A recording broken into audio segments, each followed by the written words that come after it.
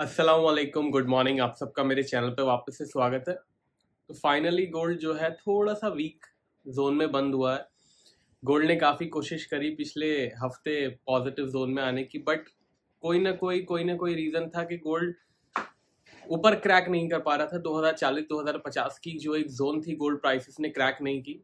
In fact gold बहुत ही ज़्यादा एक छोटी रेंज में ट्रेडिंग कर रहा था, छोटे छोटे स्प्रेड्स मूवमेंट्स आ रहे थे और उसके बाद पूरा टाइम गोल्ड प्राइसेस एक छोटी सी जोन में काम कर रहा था। फ्राइडे यूएस खुलने के बाद गोल्ड प्राइसेस में एक मूवमेंट शुरू हुई। गोल्ड प्राइसेस ज़बरदस्त क्रैक हुए। 2033-34 के आसपास से 2020 तक गोल्ड प्राइसेस चला गया था। मेजॉरिटी ऑफ मूवमेंट इसलिए आया बिकॉज बॉन्ड यील्ड थोड़ी बढ़ गई थी, और सबसे बड़ी बात S&P ने अपना लाइफ टाइम हाई बनाया। S&P 5000 के आसपास क्लिक हो गई थी, जिसकी वजह से गोल्ड में एक अच्छा प्रेशर आया। अब इन्फ्लेशन में जब तक क्लैरिटी नहीं मिलेगी, इन्फ्लेशन को कंट्रोल करने के लिए जो ऑलरेडी फेडरल रिजर्व ने कदम उठाए थे, उसके बाद वो अपना रेट कट कब शुरू करेंगे, जब तक इसके अंदर क्लैरिटी नहीं मिलेगी तब तक गोल्ड प्राइसेस ऐसे ही वॉलेटाइल रहेंगे। इनफैक्ट अगर आपकी ट्रेडिंग में बहुत ज़्यादा आपको दिमाग लगाना पड़ रहा है तो I will not blame you, because gold prices बहुत ज़्यादा वॉलेटाइल हैं। वॉलेटाइल इन द सेंस ऐसा नहीं है कि 100 डॉलर के मूवमेंट्स आ रहे हैं तो फंस रही है कोई पोजीशन।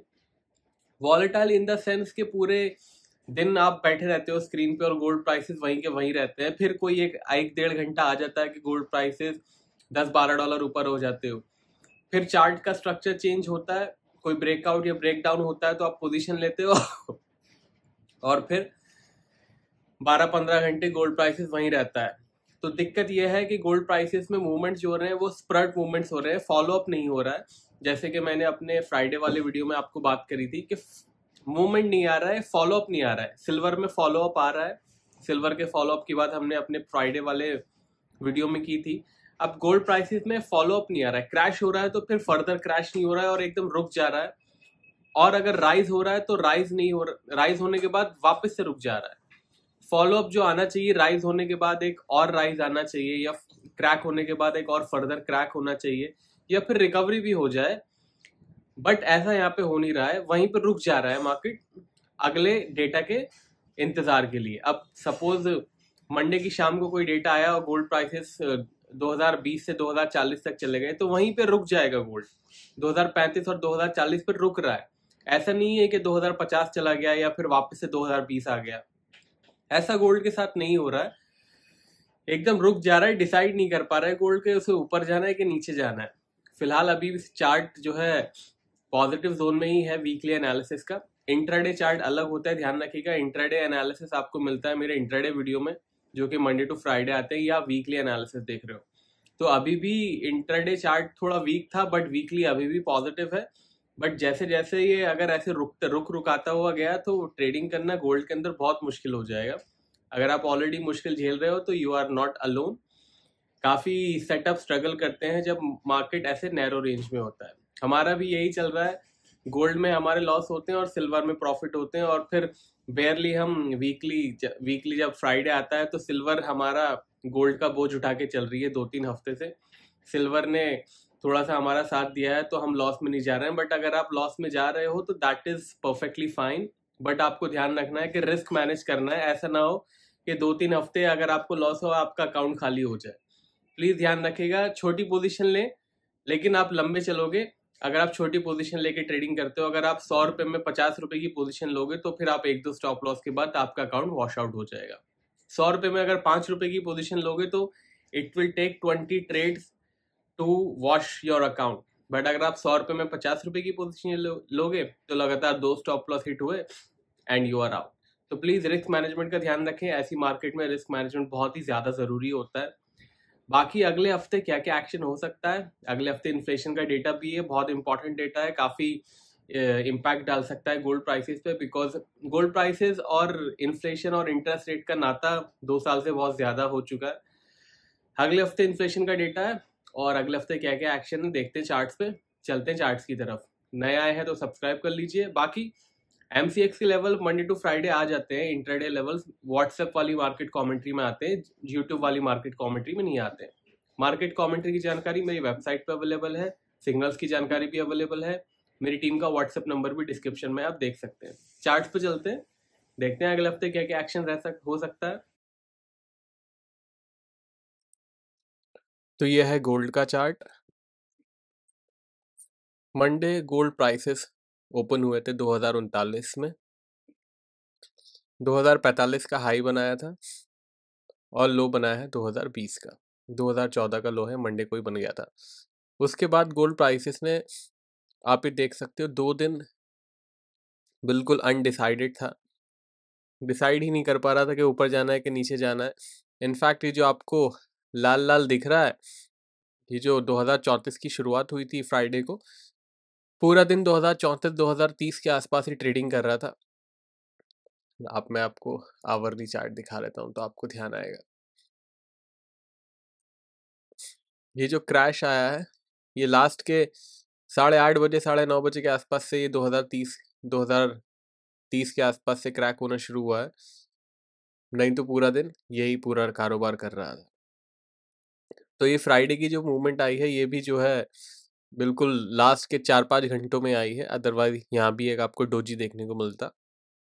बहुत ही एक मूवमेंट इसकी सुकड़ सी गई है। सर्दी जाती है तो सुकड़ जाता है स्किन, तो वैसे ही इसकी मूवमेंट सुकड़ सी गई है। अब दिक्कत यह है कि सारी चीज़ें गोल्ड को एक कंफ्यूज स्टेट में डाल रही है। आप ये देख सकते हो, S&P लाइफ टाइम हाई पे बंद हुआ है, 5023 के आसपास बंद दिखा रहा है, लाइफ टाइम हाई है इसका, और इस पे जाके बंद हुआ है। बॉन्ड यील्ड भी जो है काफ़ी कंफ्यूज स्टेट में गोल्ड प्राइसेस को डाल रही है। डॉलर इंडेक्स भी गिरने की कोशिश कर रहा था, लेकिन अगेन कुछ ज़्यादा फर्क नहीं पड़ रहा है। डॉलर इंडेक्स से काफ़ी डिस्कनेक्ट सा हो चुका है गोल्ड प्राइसेस। और ऐसा नहीं है कि फर्स्ट टाइम हुआ है, डॉलर इंडेक्स से काफ़ी टाइम साल में गोल्ड डिस्कनेक्ट रहता है, बट जब वो होता है तो पूरे पूरे हफ्तों के लिए होता है। कि एक हफ्ता ऐसा रहा है कि डॉलर इंडेक्स से गोल्ड प्राइसेस को कोई मतलब नहीं है, गोल्ड अपना अलग चला, डॉलर इंडेक्स अलग चला।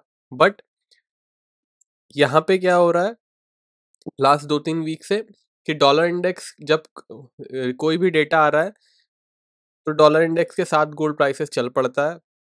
डॉलर इंडेक्स ऊपर जाता है तो गोल्ड नीचे चला जाता है। अब डेटा के 2-3 घंटे बाद डिस्कनेक्ट हो जाता है, डॉलर इंडेक्स अपना ऊपर जाता रहेगा लेकिन गोल्ड नीचे नहीं जाएगा, और गोल्ड वापस से ऊपर जाना शुरू हो जाएगा। तो दिक्कत ये आ रही है। कन्वीनियंट के हिसाब से दोस्ती कर ली है दोनों ने, डॉलर इंडेक्स और गोल्ड प्राइसेस ने, दोनों मिलके पब्लिक को बना रहे हैं। बट ये जैसे कि मैंने अभी थोड़ी देर पहले आपको बताया, ये कोई एबनॉर्मल मार्केट नहीं है, this is very normal volatile market. बस ये ध्यान रखना है आपको कि इतना लॉस ना कर लें कि आपका अकाउंट वॉश आउट हो जाए, तो मार्केट थोड़ा सा बेहतर हो और आपको प्रॉफिट ना हो।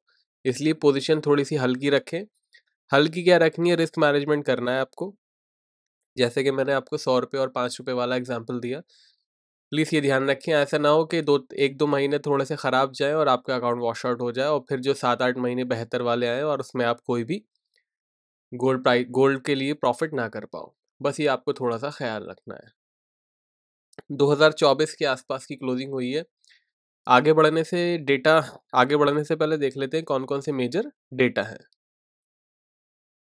मंडे को बैंक ऑफ इंग्लैंड के गवर्नर की स्पीच है, 2 फेड मेंबर की स्पीच है, तो ये ध्यान रखिएगा। ट्यूसडे को जो है न्यूजीलैंड के इन्फ्लेशन एक्सपेक्टेशन है। अगर आप न्यूजीलैंड जाना चाहते हो तो आपके लिए ज़रूरी है, नहीं जाना चाहते हो तो ज़रूरी नहीं है, बिकॉज सुबह 7:30 बजे आएंगे। उसके बाद दोपहर 8:30 बजे, 12:30 बजे मेरा मतलब है, क्लेमेंट काउंट चेंज है। अनएम्प्लॉयमेंट क्लेम्स आप ब्रिटेन के इसके कह सकते हो। उसके बाद स्विट्ज़रलैंड की सीपीआई है। अगर आप स्विट्ज़रलैंड जाना चाहते हो तो आपके लिए इम्पॉर्टेंट है। 7 बजे ट्यूसडे को कोर सीपीआई के आंकड़े हैं यूएस के। ये आप भले ही यूएस जाना चाहो कि ना जाना चाहो, ये आपके लिए इम्पॉर्टेंट ही है। उसके बाद वेडनेसडे ब्रिटेन के सीपीआई आंकड़े हैं, ब्रिटेन के गवर्नमेंट की स्पीच है, बैंक ऑफ इंग्लैंड के गवर्नर की स्पीच है। उसके बाद क्रूड ऑयल इन्वेंट्री है वेडनेसडे। उसके बाद थर्सडे ब्रिटेन के जीडीपी नंबर्स हैं, ईसीबी प्रेसिडेंट की स्पीच है, रिटेल सेल्स है, अनएम्प्लॉयमेंट क्लेम्स है। अनएम्प्लॉयमेंट क्लेम्स आजकल बहुत असर डाल रहे हैं मार्केट पे। इंडस्ट्रियल प्रोडक्शन है यूएस का। उसके बाद फ्राइडे ब्रिटेन के रिटेल सेल्स हैं, कोर पीपीआई आंकड़े हैं यूएस के। कंज्यूमर सेंटिमेंट और इन्फ्लेशन एक्सपेक्टेशंस भी है फ्राइडे। तो थोड़ा सा एक्शन पैक्ड हफ्ता है इन्फ्लेशन नंबर्स को लेके।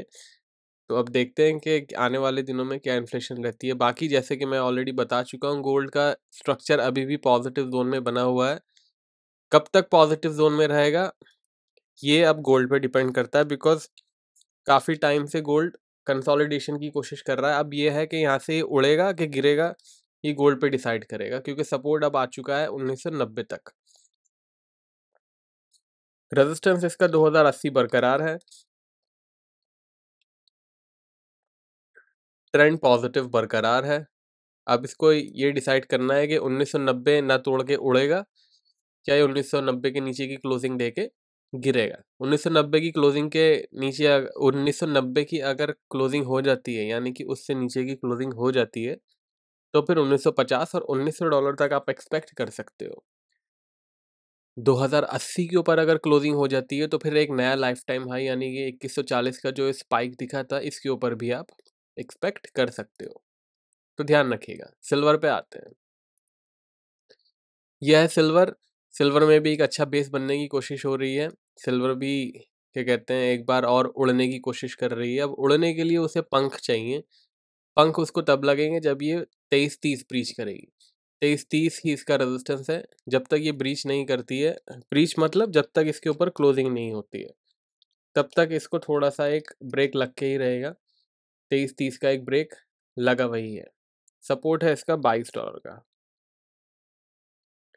ट्रेंड इसका हो चुका है फ्लैट। एक अच्छी रिकवरी सिल्वर ने दिखाई है। सिल्वर ने ये जो लास्ट 2 दिन में एक रिकवरी दिखाई है 2215 से लेके 2272 तक, इसकी वजह से इसका ट्रेंड फ्लैट हो चुका है। अगर यहाँ पे क्लोजिंग हो जाती तो इसका ट्रेंड हम बोलते वीक। फिलहाल इसका ट्रेंड जो है फ्लैट जोन में है। एक बात और, जो इन्फ्लेशन डेटा वगैरह आएगा पिछले हफ्ते मतलब अगले हफ्ते, तो उसका अपडेट मैं आपको टेलीग्राम और ट्विटर पे दे ही दूंगा। और लाइव स्ट्रीम भी मैं करूंगा इंशाल्लाह। जो मेजर डेटा होता है उसके आसपास हम लाइव स्ट्रीम भी करते हैं, तो मेक श्योर आपने चैनल सब्सक्राइब करके रखा है ताकि आपको लाइव स्ट्रीम का नोटिफिकेशन आ जाए। लाइव स्ट्रीम ज्वाइन नहीं कर सकते हैं आप, होता है किसी के पास शाम को टाइम नहीं होता है, तो आप टेलीग्राम और ट्विटर पे मुझे फॉलो कर लीजिए ताकि आपको डेटा का अपडेट मिल जाए। दोनों का लिंक डिस्क्रिप्शन में है। ध्यान रखिएगा, मेरे नाम से बहुत फेक चैनल्स है, तो लिंक से जाके ही आप ज्वाइन करें तो ज़्यादा बेहतर है। ये आ गए हम क्रूड ऑयल की तरफ। क्रूड ऑयल का जो अभी भी एक 7930 का जो एक रेजिस्टेंस था वो बरकरार है। अब जो है 7930 यानी कि $2-3 की बात बची है। एक गाना है ना, बस कुछ दिनों की बात है, बस वही, बस कुछ दिनों की बात है। 7930 से ऊपर की क्लोजिंग का मतलब है $85 की तरफ गोल्ड मार्च कर सकता है। तो रेजिस्टेंस आपको पता चली गया।